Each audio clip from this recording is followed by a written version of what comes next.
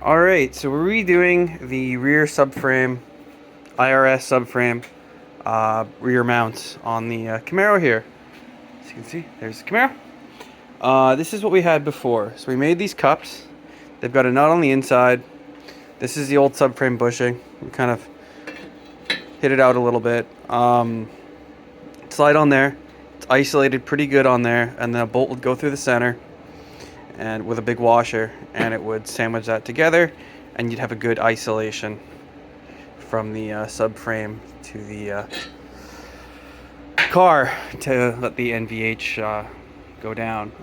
And then I attached it with what I thought was going to be too light, which I do think it is too light, a 16 gauge tube. Just because if you get any sort of corrosion or any sort of weird flex, I mean, you're losing so much material thickness and strength so quickly. So then I added some little like doubler plates and then added a little bit there, and I still just wasn't a big fan of it. So then in order to mount it to the car, there was a brace back here which had a cross member piece we put in, a tube that mounts the gas tank, and it was mounting this, and we slotted the holes, made some little Cookie Monster faces, but it allowed the whole thing to slide left or right for lining it up when I was getting everything zeroed out. And the front, we'd made Heim joints. We didn't use the OEM subframe rubbers, just because having something going up through the bottom was going to be a little bit too tight, and we needed to raise it up. And I have a bunch of Heim joints of higher quality ones from past projects. And they're big Heim joints, so I don't have no fears of those breaking. But I had a fear that with the backs being rubber isolated and the fronts being Heim joints and solid, and since there's two of them, I mean, they can freely travel up and down, but they can't do any left or right. So if there is any sort of forces on the car when you're turning that left and right, it's going to be directed right to the Heim joints, which, I mean, eventually at some point may let out.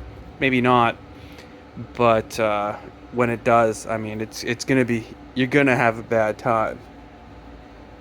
So it's been in the back of my head for a long time, and this is one of the last little major hurdles in this car before the motor comes out, transmission comes out, subframe comes out, exhaust, all that shit comes out of the bottom of the car, and we weld everything up.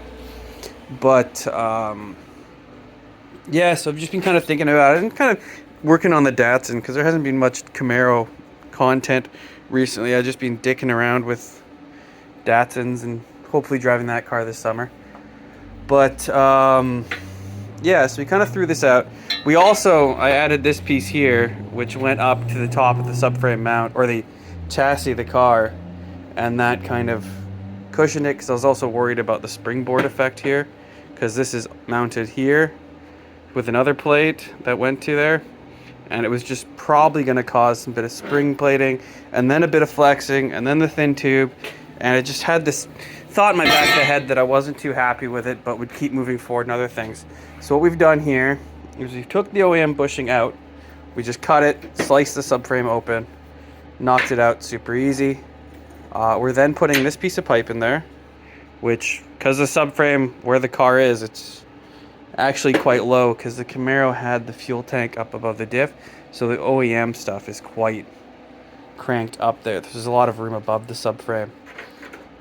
So we had to put these about 8.5 inches, and then we're going to put this through the car. We've done it on this side. Come with me. As you can see, we have this one here. It's just a piece welded in. The bolt goes through there, and then you'll put a wrench on it or whatever. I may even just put a little tab there, just so when it goes in, it latches. I can just go boop, and then the bolt will hold there. Doesn't need to be super strong. And then we have our bottom section here, which is our tube welded to that, and that goes up. It's quite a lot kicking off, but this is, 1/8 wall tubing. It's quite skookum, and since we have all this open space, I may just continue this gusseting up just a little bit. Mainly probably just for visuals, and it'll look like it's stronger, so it'll make me think it's stronger in my head, and maybe it will be, or we might just brace something off of here, because this is where the old crossmember or springboard plate went, and you had the two plates, and it probably wouldn't have flexed, but if it did, and it did cause an issue, it'd be a bad time. So we're trying to avoid that. So yeah, that's what we've done. We're gonna get the other one done now, and then we can just drop the subframe out. Because of the front heim joints, as you can see, they're there. They're not fully welded in. Those plates are just pretty much a little bit of stitching so it can hold the weight of it. And then yeah, we get to pull everything out of this. We get to dial in this IRS setup. I'll probably get it to ride height and we'll align it outside the car, just for ease of getting an alignment done. So it'll be pretty damn close. And then yeah, we start pulling everything out. We start pulling this gas tank out. We pull these exhausts out. We pull out our brake lines, our e-brake lines, that part of the exhaust, transmission, engine.